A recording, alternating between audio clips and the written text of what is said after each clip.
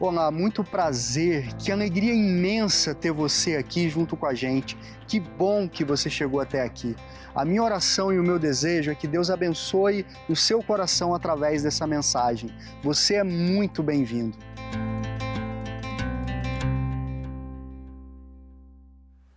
Então é isso, e hoje eu quero conversar com vocês a respeito de fé, trabalho e família. Eu quero passar um vídeo para iniciar esse momento da nossa ligação.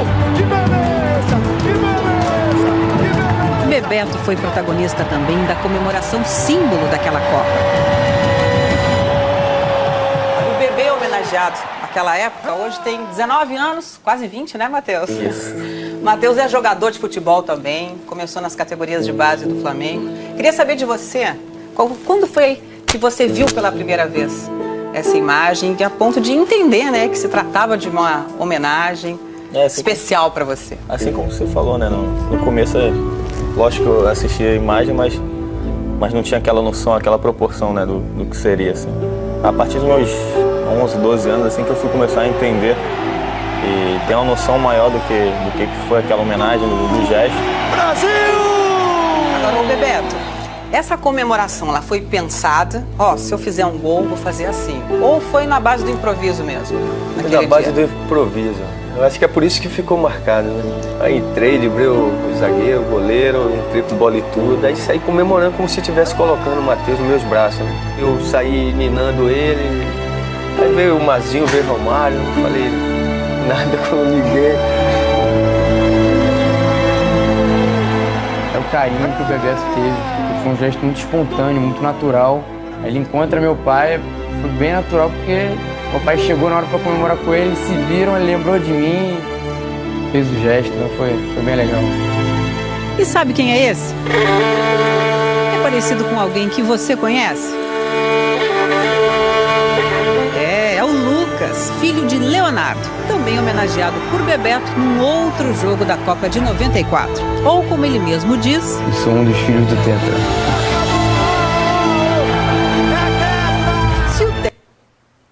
Ok, bom, em 94 eu estava criança ainda, então me contaram essa história, você faça as suas contas aí. Mas essa comemoração, ela entrou para a história e marcou a Copa do Mundo em 94. E para mim ela é muito significativa, porque naquele momento em que Bebeto faz o segundo gol contra a Holanda, a primeira coisa que vem na cabeça dele é: o meu filho vai nascer. Ele pensa na família. Né? A gente está acostumado a ver o Cristiano Ronaldo, né? Primeiro jogo da Copa, 3 gols. Fazer o quê, né? Paciência. E sempre comemora dizendo: eu estou aqui. Não é isso? Né? Ele comemora e fala: eu estou aqui. Meti 3 gols. Mas Bebeto, ele pensou: o Matheus vai nascer. O meu filho vai nascer. E então, espontaneamente, ele faz essa comemoração. Então, esse é aquele momento família que você respeita, que marca, que atravessa gerações, e a gente se lembra desse gesto tão espontâneo de Bebeto. Por isso que eu quero conversar um pouco sobre trabalho, essa integração entre trabalho, família e fé. Ok? E para ajudar-nos nessa reflexão, nós vamos fazer a leitura desse salmo, que é o Salmo 127, na versão da Bíblia, a Mensagem.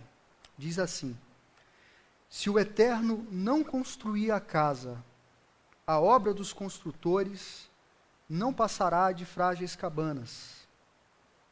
Se o Eterno não guardar a cidade, o vigia noturno não servirá para nada. É inútil levantar cedo e dormir tarde. Trabalhar como um alucinado. Você não sabe que ele gosta de dar descanso a quem ama?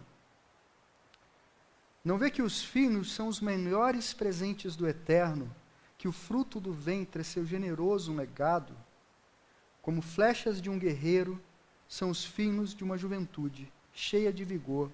Vocês, pais, são abençoados demais quando tem muitos filhos. Seus inimigos não terão chance contra vocês.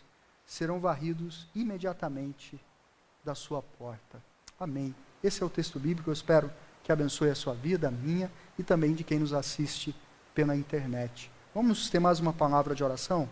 Pai, fala ao nosso coração para que a gente entenda de verdade quais são as reais prioridades da nossa vida. Aquilo que realmente importa, e importa sim para o Senhor, mas podemos dizer, importa para a gente, no final das contas. Porque é a partir dessas coisas que nos arrependeremos da vida que vivemos, o tempo que gastamos com pessoas ou com coisas. Nos ajuda, Senhor, a entendermos a importância, sim, do trabalho, a importância da fé e a importância da família. Em nome de Jesus nós oramos, que a sua bênção esteja sobre nós. Amém. Amém.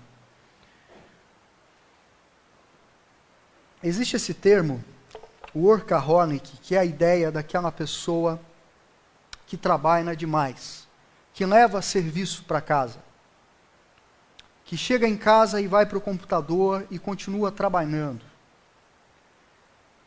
É o tipo de gente que não tem final de semana. Chega final de semana, ao invés de descansar, de ter um lazer, um entretenimento, ou separar tempo para outras coisas, ainda continua em ritmo de trabalho. E esse termo significa aquele tipo de gente que é absolutamente viciada em trabalho. Gente tipo o Muricy. Foi o Muricy, né? Aqui é trabalho, não é isso? Cadê os São Paulinos para me ajudarem? É isso mesmo? Não tem São Paulino nessa igreja? Glória a Deus. Oh, tem, meu Deus. Foi isso? Foi o Muricy? Foi o Muricy, né? Aqui é trabalho, rapaz. Ó, tô até passando aqui o negócio antes da hora. Ninguém viu, estava todo mundo olhando pro Pedrinho. É inútil levantar cedo e dormir tarde. Trabalhar como um alucinado. A primeira leitura pode correr o risco de me levar para a displicência, para a preguiça. Porque diz, se o Senhor não construir, não haverá construção. Se o Senhor não guardar, não tem proteção, não tem segurança. Então você fala, então ninguém vigia nada, ninguém constrói nada, afinal o Senhor faz tudo. E é isso que o texto diz, não é? Não é isso. O texto diz que há certas motivações que tornam a nossa vida e a nossa labuta inúteis. Então esse é o drama de muita gente que corre contra o tempo, corre contra o relógio e vê os dias passando e de repente se percebe envelhecendo e quando tem um segundo para pensar, às vezes entra em crise, diz o que eu estou fazendo da minha vida. Eu lembro que quando eu formei na faculdade, eu fui para São Paulo e há uma crise muito grande quando você é recém-formado na faculdade, é uma crise terrível, é uma depressão pós-faculdade, você não sabe quem você é, você não sabe para onde você vai, você não sabe de nada. Eu falei, eu vou para São Paulo porque eu vou ganhar dinheiro. Porque você formou na universidade, você quer ganhar dinheiro, você quer fazer a sua vida, você quer ter estabilidade financeira, você não quer ser dependente de ninguém. Então eu fui para São Paulo, comecei a clinicar como psicólogo, um consultório, comecei a atender e consegui um emprego na área de recursos humanos.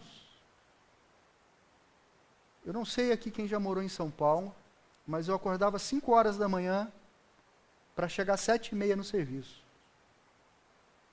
E às vezes eu chegava às 11 horas da noite em casa, eu comia alguma coisa, deitava e apagava. 5 horas da manhã o relógio estava tocando de novo. E eu comecei a perceber que o futuro da minha vida era ganhar dinheiro, conseguir uma TV bem grande, e essa TV vai aumentando com os anos, e um dia eu ia estar sentado num sofá top, afinal eu trabalho, não mereço, e eu ia ver as crianças correndo pela casa, e eu ia dizer, que eu fiz da minha vida? Né? Foi naquela ocasião, eu não sei se eu fiz boa coisa, mas eu fui para o seminário. Né? Mas eu precisava de algo que fizesse e trouxesse sentido para a minha vida. E essa é a impressão que eu tenho da vida que a gente leva na nossa cultura. Como os nossos jovens são assediados a entregarem a alma, o coração, os sentimentos, a vocação, quem são, sacrificarem no altar desse Deus, seja da independência financeira e por aí vai. Bom, eu não quero me alongar muito. Então, o que eu aprendo com o Salmo 127 a respeito do trabalho, da fé e da família? Primeiro, que há uma inutilidade no excesso de trabalho. Uma inutilidade. É inútil levantar cedo, dormir tarde, trabalhar como um alucinado. É em vão. É correr atrás do vento. É inútil, é bobagem, não tem valor, não tem peso, não é essa a missão, a sua missão na vida. Não faça isso. Por que a gente faz isso? Eu pus algumas questões aqui. A gente tem um risco muito grande de nos sentirmos autossuficientes. Né? Como o Cristiano Ronaldo, que eu acho que passa um pouquinho daquele orgulho saudável que a gente tem, né? De sentir que se tem algum valor na vida. Mas às vezes a gente diz, eu sou autossuficiente. Mas se a gente pega um time de futebol, só o Neymar, ou só o Cristiano, ou só o Messi não são suficientes. É preciso mais do que isso. A gente precisa de mais do que a gente mesmo. Talvez por ganância, e a gente vai ter aí cobiça, ganância e ambição. Alguma delas é boa, porque é o desejo de crescer, é o desejo de se desenvolver pessoalmente, economicamente, não há problema nenhum nisso. Mas existe uma certa ganância que nos arrasta para um caminho que não tem volta, que faz com que a gente nunca esteja satisfeito com os números da conta bancária, nunca esteja satisfeito com o desempenho, e é por isso que a gente deita a cabeça no travesseiro e o dia de trabalho não fica passando, porque não tem descanso. Você fica pensando, eu devia ter feito isso, eu devia ter feito aquilo, eu devia ter feito aquilo outro, será que eu fiz errado? Será que o meu chefe, será que... Um ativismo, e aqui eu poderia incluir um ativismo religioso, que é essa coisa de achar que a gente tem que trabalhar para Deus, ao invés de trabalhar com Deus. Deus nos deseja, Ele não precisa do que eu possa dar para Ele ou você possa dar para Ele. A obra dele é um trabalho conjunto. A gente não trabalha para Ele, a gente trabalha com Ele. E esse senso de inutilidade, que é exatamente naquele segundo que a ficha cai e você diz, o que eu estou fazendo da minha vida? Os outros fatores que nos assolam é o medo, né?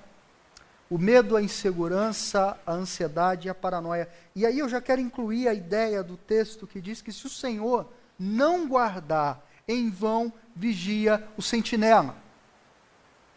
Por quê? Porque a gente vive num mundo assustado. Né? Acabaram de raptar uma menina aqui perto, né? Não foi isso? 10 dias depois encontraram o corpo dela. Teve uma comoção enorme. Uma menina de 12 anos de idade. Os pais foram para reconhecer o corpo no meio do mato. E você fala assim, Senhor, será que vai chegar a minha vez? A minha filha pode estar andando ali na rua, com 12 anos de idade, tendo uma vida inteira para viver. De repente parece um doido, pega ela, põe num carro e... A gente vive com medo. A gente vive com medo, talvez no nosso país, como que a gente vai aposentar? Né? Quem nunca pensou, e quando eu tiver velhinho? Né? Será que eu vou ter dinheiro? Será que eu vou conseguir pagar a consulta médica? Será que eu vou conseguir pagar a conta da farmácia? Eu tenho que fazer um pé de meia. Você está falando aí, Ricardo, esse negócio do trabalho, mas a hora é agora, eu tenho que juntar o pé de meia. Uma ansiedade. E também uma paranoia. Como minha mãe dizia quando eu era criança, filho, não confia em ninguém. Vocês já ouviram isso da mãe ou não? Do pai? Já? Ninguém ouviu? Isso é coisa do Rio de Janeiro? Já ouviram? Seu Gilberto, o negócio é velho mesmo, hein, seu Gilberto? Sua mãe falou para o senhor não ouvir ninguém. Então esse negócio é mais velho do que eu pensei. Calma, Jaime, está tudo bem.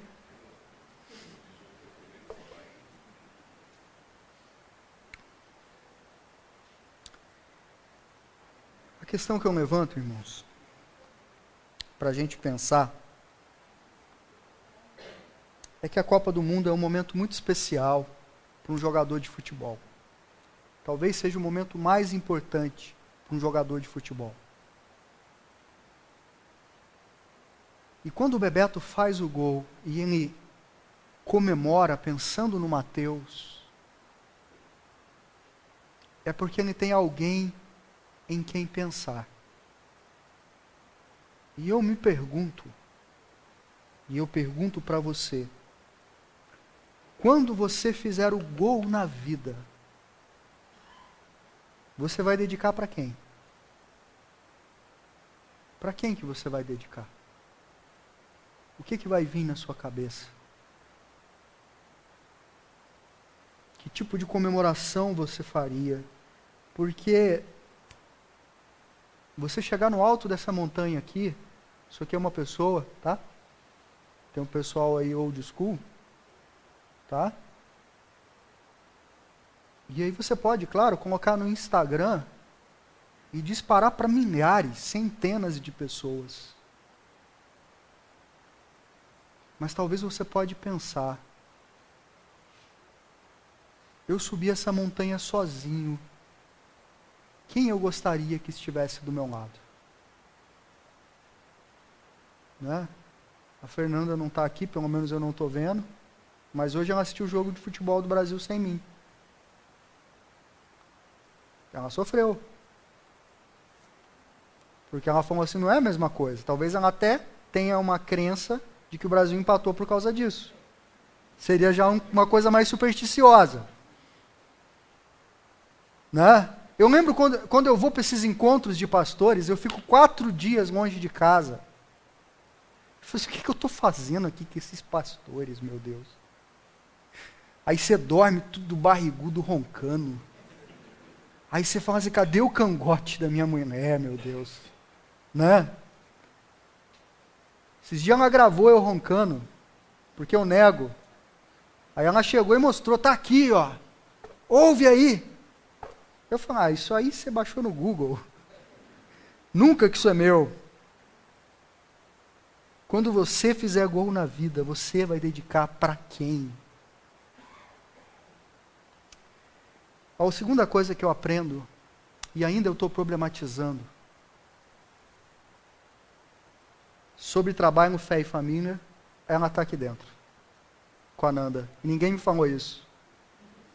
Depois, vocês estão me devendo essa. Vai dar ruim. Vocês, pais, são abençoados demais quando têm muitos filhos. Há esse vazio do individualismo da nossa época. As pessoas não casam hoje. Por quê? Por que as pessoas namoram 5, 10, 15, 20 anos? Eu já conheci gente de tudo quanto é jeito, gente muito doida. Então eu já conheci gente assim, que está casado há 30 anos e não mora junto. Já conheci, tudo que vocês imaginar eu já vi, eu já conheci. Mas esse individualismo, às vezes, é para as moças. O que elas dizem? Eu vou investir na carreira. Depois, eu penso na maternidade. Eu não estou preparada para ser mãe. Eu não estou preparado. A segurança que eu pus aqui é a segurança daquele rapaz que estava namorando há 15 anos. Tinha um emprego, na época devia ganhar uns 10 mil reais. Tinha um apartamento quitado. Tinha um bom carro. E ele disse assim: eu não tenho como eu casar. Como que eu vou sustentar uma casa? Como que eu vou sustentar uma família? E se eu ficar desempregado?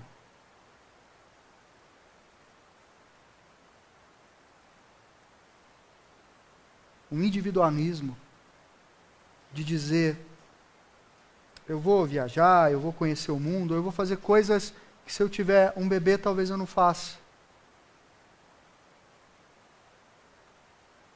Ou talvez até a questão do dinheiro, de um acumular. Aquele pé de meia que a gente conversou. A verdade é que nós temos sérios problemas na nossa cultura para nos conectarmos uns aos outros.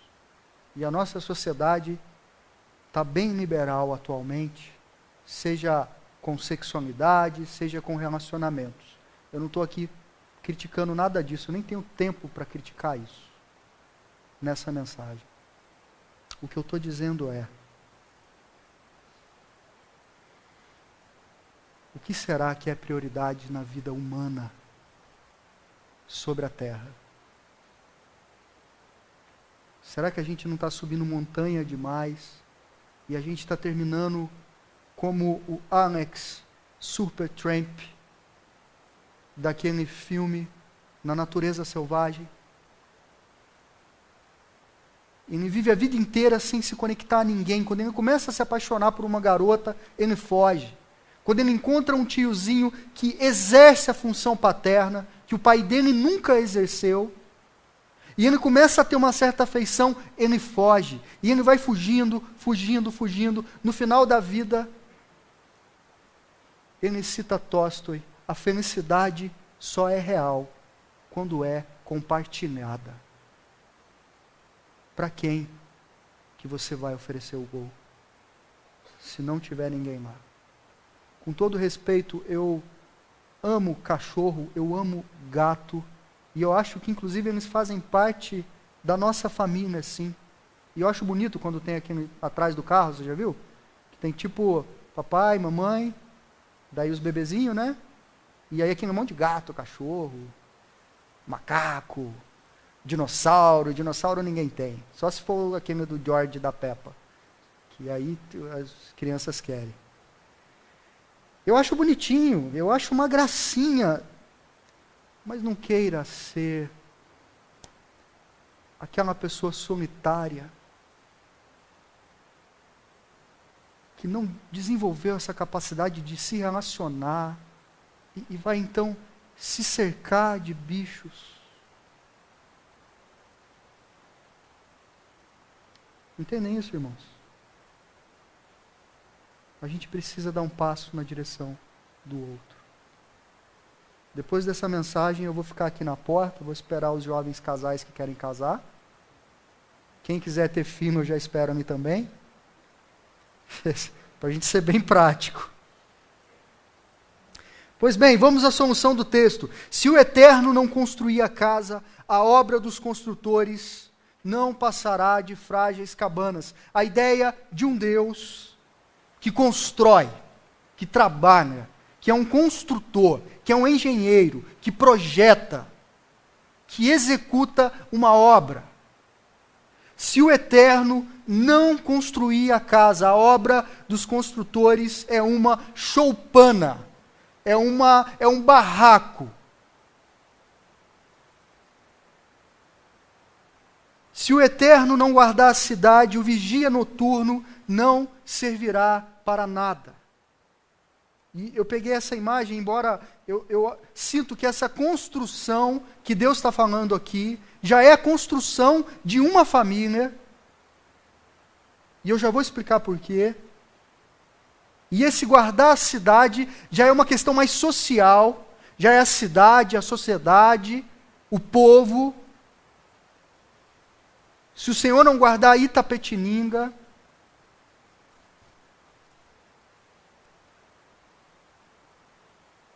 mas eu gostei dessa imagem. Talvez por influência do Salmo 91, que o Senhor nos guarda debaixo das asas. Porque eu fico pensando, quem vai me tirar daqui? Quem vai me tirar dali? Quem que vai sustentar a minha vida? Quando eu casei com a Fernanda, eu tinha mais fé que hoje. Porque eu tinha 3, 4 pacientes, o salário dela era o maior salário. O meu pastor ia falar para mim não casar, que eu era vagabundo, que eu tinha que arranjar um trabalho. Mas aí ele conversou com a mulher dele para a Fentrex e falou, seu preconceituoso. Né? O Rômulo pode contar essa história. Aí ele contou isso para mim, eu falei, Rômulo, precisa contar. Né? O salário da Fernanda era maior. Fernanda queria alugar uma casa do lado da casa da mãe dela. Eu falei, essa é a minha única condição. Amo você, minha sogra, sempre vê o culto pela internet. Mas vocês sabem que é difícil você morar de um lado. Gênesis, deixará o pai e a mãe. Não é isso? Te amo, minha sogra. Está tudo em casa, mas é bíblico. Então, eu falei assim, não vamos morar aqui não. Ela entendeu, a gente foi morar do outro lado da cidade. A gente não tinha muita coisa, ganhei um monte de coisa usada. Queria ter uma TV, não consegui comprar TV. Casamos sem TV. Primeira noite caiu uma tempestade que eu acho que não caiu em Minas Gerais há 10 mil anos. Dava uns raios assim, e a nossa janela era de um lado da rua, com poste passando. Dava aquele clarão no quarto assim. E eu e ela, 2 crianças, se abraçavam e a gente pensava, agora é eu e você, não tem papai, não tem mamãe. Ela na primeira semana chorou todo dia. Aí eu falei, você quer largar, filha? Eu sei que é difícil, mas não é isso. E para pôr na minha cabeça que não era isso? Na minha cabeça, irmão, a mulher não me ama. Não, eu sinto saudade. Vai embora. Né? Vai embora. A mulher não queria lavar roupa de jeito nenhum na mão. Compramos uma máquina.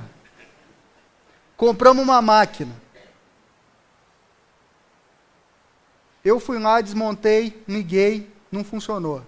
De quem que é a culpa? Você vai lavar na mão, porque eu não lavo. Eu ainda era meio ingênuo de internet, eu não sabia que tem 7 dias para devolver, não sei o quê. Não, Fê, era um sábado à noite, só dava para ligar na segunda. Foi o nosso primeiro final de semana. Ela olhava para mim assim, me lembrava da máquina. Quebrei a cafeteira, amassei o micro-ondas. Irmãos, quando a gente foi para o seminário em Campinas, a gente só tinha o seguro-desemprego dela. Só isso. Por isso que eu acho que eu tinha mais fé que hoje. Então, meus queridos, quando eu falo de medo, insegurança, ansiedade, de juntar coisas, de falar, não, primeiro isso ou primeiro... Não é nada disso, não. A vida é mais simples. A gente precisa de muito pouco para viver. E quando as coisas faltam, eu me lembro do seu André, um presbítero lá de Campinas, bem velhinho assim, igual o Jaime. E chegando lá, está um pouquinho mais encurvado que o Jaime. Com aquela mãozona dele, a mão dele rivaliza com a do Jaime. Chegando lá com, pastor, imagina, seminarista nem alma tem, pastor. Falou assim, Ricardo, trouxe essa sacola aqui, fiz uma feira para você. A gente morava de um lado de um restaurante, irmão, que tem uma das melhores picanhas de Campinas. E a chaminé, ela era virada para a janela assim, do meu quarto, e ela ficava assim, ó. Eu não sei que sistema é esse. E a Fernanda chorando 6 meses. E o seguro-desemprego chegando no fim, eu falando, Senhor, o Senhor chamou, não chamou, porque... Falava para ela, você quer voltar para casa? A gente permaneceu até o final. Graças a Deus por isso. Se Deus não guardar a sua vida, não adianta você encher de grade a sua existência. Seja prudente, é claro. Não vai precisar andar lá no... Vai entrar lá na rua escura, todo heróico, o pastor falou, aí vai dar ruim. Não tem nada a ver. Tá vendo a rua escura, não entra, irmão. Pelo amor de Deus, né? Mas, com essa consciência de que eu trabalho sim, para sonhar, projetar, construir. E a ideia aqui de construção, para mim, que é a construção de uma família. Porque sempre que eu preguei esse salmo, que todo mundo prega, a gente separa os primeiros versículos dos versículos finais. Porque a primeira parte fala muito claramente, todo o sustento vem de Deus. E a segunda parte me fala de família. Peraí, trabalho com família. É exatamente isso. Porque eu acredito que a maior construção que a gente pode fazer na vida é uma família. Eu realmente acredito nisso. Eu aprendo que Deus edifica, protege e abençoa a nossa vida. Ele é protagonista nisso. Isso me leva a uma dependência, a uma confiança, a um descanso, porque o texto diz assim: você não sabe por acaso que o Eterno gosta de dar descanso àqueles a quem Ele ama? Ou uma outra versão que diz, aos seus amados, Ele o dá enquanto dormem. Inútil vos será levantar de madrugada, trabalhar até meia-noite, comer o pão de dores. Aos seus amados, Ele o dá enquanto dormem. Faltava... Eu não planejei contar essas histórias aqui, ok? Não planejei, aconteceu. Faltava uma semana para acabar o seguro-desemprego da Fernanda. São histórias que alguns de vocês já conhecem. São histórias que marcaram as nossas vidas. Faltava uma semana para acabar o seguro-desemprego da Fernanda. Eu desesperado. E ela tranquila. Acho que quem tinha fé era ela. E aí surgiu umas 2 oportunidades de emprego assim, imperdível. E ela falava assim, não vou. Ela tentou, não deu certo, não gostei, não sei o que, ela não gostava de nada. Tinha um trabalho 10 minutos, 15 minutos de ônibus. É muito longe. Falei, Fernanda, a gente está em Campinas, filha. Aqui o chicote está, né? O negócio aqui é feio, isso aqui é capital. Né? O negócio aqui é 15 minutos, você está em o quintal da sua casa. Ela quietinha. Alguém ligou para ela, a gente não sabe até hoje como acharam o currículo dela. Falaram assim, você quer fazer uma entrevista de emprego? Ela disse, quero. Onde que é? Falou, na Avenida Brasil. Você sabe onde é? Ela falou, eu sei. 5 minutos de casa. Ela só foi me falar depois. Que ela entrou no quarto, fechou a porta e orou e disse, Deus, o Senhor sabe que está sendo difícil para mim. Me dá um trabalho perto de casa, para pelo menos eu poder vir aqui chorar na hora do almoço. Quando eu descobri que ela orou isso, eu falei, Deus, o Senhor está de brincadeira comigo. Eu vou começar a falar umas coisas aqui para o Senhor, porque eu não dou detalhes para o Senhor. Fico fazendo essas orações genéricas, pensando assim, o Senhor sabe de tudo, Ele está entendendo o recado. Eu falei assim, agora eu vou ser mais específico, né? Pois bem, foi esse emprego que nos sustentou uma boa parte do nosso seminário ao longo de todo o seminário em teologia. Deus edifica, protege e abençoa a nossa vida. Ele realmente faz isso. Como flechas de um guerreiro são os filhos de uma juventude cheia de vigor. E a ideia é muito importante. Eu trouxe aqui no meu arco. Eu não trouxe flecha porque quem me emprestou não confia em mim. Sabe que... Oi, Jaime. Tudo bem? A ideia aqui, meus irmãos, é que os filhos, eles precisam ser construídos como uma flecha. A madeira tem que ser desbastada, você tem que colocar a pena ali no final, você tem que afinar a ponta. E então quando você sai, você coloca nas costas. Porque os pais, eles são aqueles que carregam os filhos.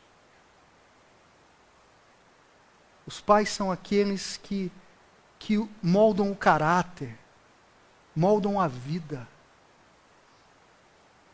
Prepara cada milímetro do ser. Passam noites sem dormir.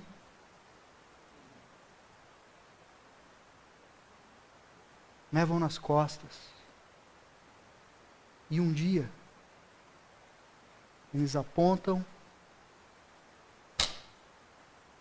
e lançam os filhos. Para que eles possam viver. Para que eles possam ter essa vida cheia de significado. Não com inutilidade. Uma vida com fé em Deus. Eu lembro do pastor Ed René dizendo: eu não quero deixar nada para os meus filhos, nada, nada. Eu não quero dar carro, eu não quero dar posses. Eu quero sim dar um pouco de educação. A minha alegria vai ser quando meu filho e minha filha chegar para mim e dizer: pai, eu amo a Jesus Cristo. Eu conheço Jesus Cristo. Quem é Jesus Cristo? Jesus Cristo é aquele arco que foi quebrado numa cruz, que foi estendido até se romper, para que pudéssemos ser lançados para uma nova vida. E nessa nova vida, a gente tem a construção de uma família. Meus queridos, a família é a mais bela construção da vida. Não vê que os filhos são os melhores presentes do Eterno, que o fruto do ventre é seu generoso legado? Seus inimigos não terão chance contra vocês, serão varridos imediatamente da sua porta. Deus está dizendo: o melhor presente que eu tenho para você, Ricardo, é a Nanda. Quem aqui é pai e mãe? Faz assim, pode levantar com vontade. Você trocaria o seu filho ou a sua filha por qualquer outra coisa? Quem trocaria? Jovens, me assustei por um segundo. Faz isso que a minha visão já não está mesmo. Eu meio assim, que isso, Senhor? Já ia chamar a diaconia para dar um mata-leão. O Senhor entendeu que nós somos herança dele. Tem um texto de Isaías que diz que Cristo veria o fruto do seu penoso trabalho e ficaria contente. Deus olha para mim e para você e diz: eu te desejo, eu te amo, você é meu filho, você é minha filha, você faz parte da minha família. Enfim, eu gosto dessa frase do Salmo, eu quero encerrar nossa reflexão com ela. Você não sabe que Ele gosta de dar descanso a quem ama.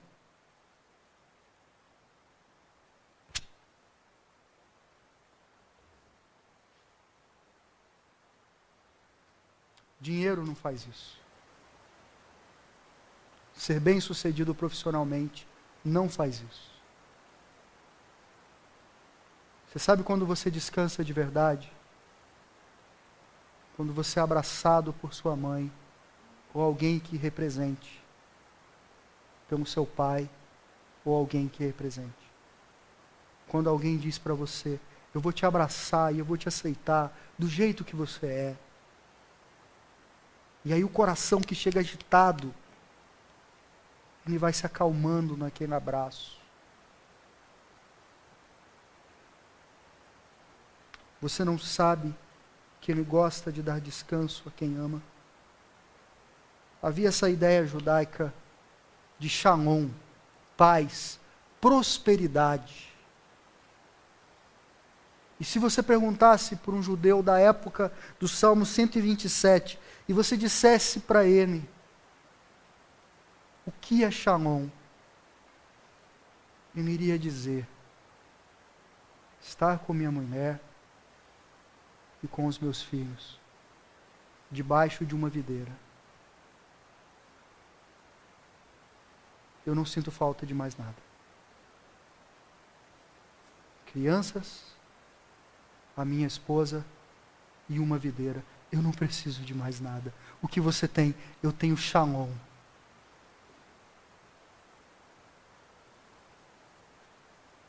Eu acredito que esse descanso, que na nossa cultura por vezes a gente despreza. Se você é filho, saia daqui e dá um abraço na sua mãe e no seu pai. Ou telefona, se você não está acessível. Se você é pai e mãe, faça a mesma coisa. Faça a mesma coisa. Eu realmente acredito que no momento que a gente faz o gol, a gente precisa ter alguém em mente para quem dedicar. Quando eu formei em teologia, havia muitas pessoas especiais presentes. Inclusive algumas pessoas aqui dessa igreja. Nem tão especiais, mas estavam lá. Brincadeira, todo mundo especial. O pessoal da igreja que já foi na minha formatura, não é que o pessoal louco, né? O pessoal não sabia no que estava se metendo, mas beleza. Amigos, família, gente que veio do Rio de Janeiro, gente que veio de Minas, gente do que seria a minha futura igreja. Mas uma ausência foi muito presente. Quando eu fiz esse gol, depois de 4 anos sofrendo no seminário, eu pensei no meu pai, que eu havia perdido 2 anos antes. Então foi uma espécie de homenagem póstuma, né?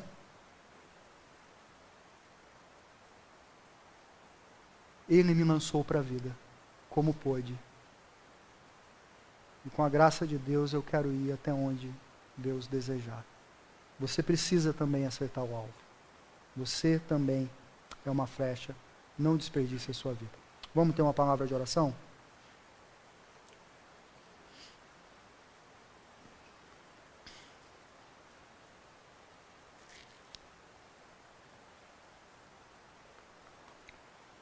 Os monges diziam que nós temos que orar como se tudo dependesse de Deus e trabalhar como se tudo dependesse da gente. Isso me parece harmonizar com o espírito do Salmo 127. Eu trabalho porque eu creio que o construtor está construindo a minha vida. E me chama a me cercar de amigos, a construir família, a lançar filhos e filhas que também irão marcar esse mundo. Pai, que a gente consiga entender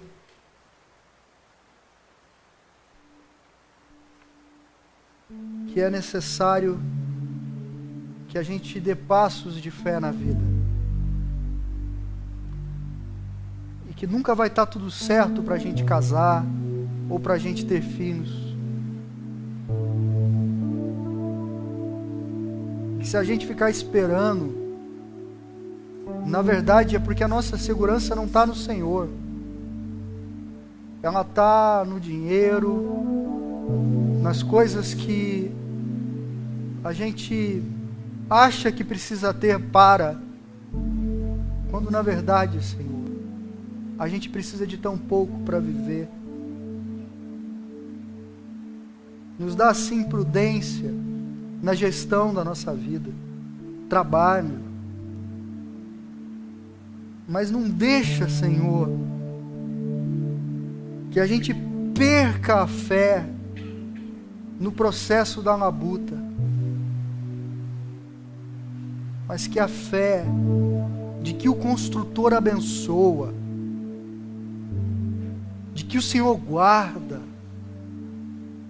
dá força para a gente avançar, para a gente seguir adiante. Senhor, nos torna seres maduros, capazes de assumirem responsabilidades e cuidar uns dos outros. Nos livra da meninice, onde a gente só espera que cuidem da gente, onde a gente não constrói nada na vida, ou acha que acumulando está construindo alguma coisa. Essas coisas vão embora, Senhor, com um pequeno sopro. Senhor, nos ajuda a dedicarmos a nossa vida, o nosso trabalho,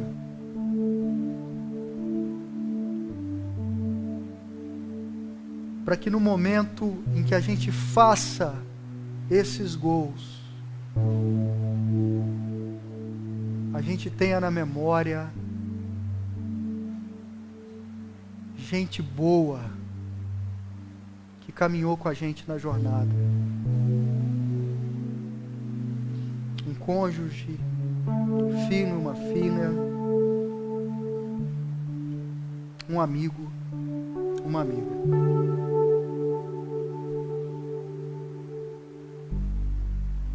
Abençoa, Senhor, o nosso trabalho. Abençoa a nossa família. Aumenta a nossa fé, para a gente viver, andar contigo.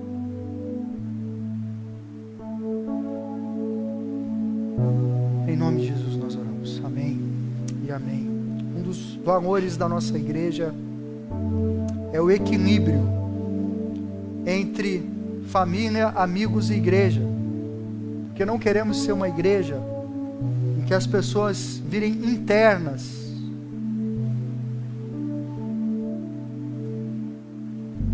E se você um dia precisar escolher,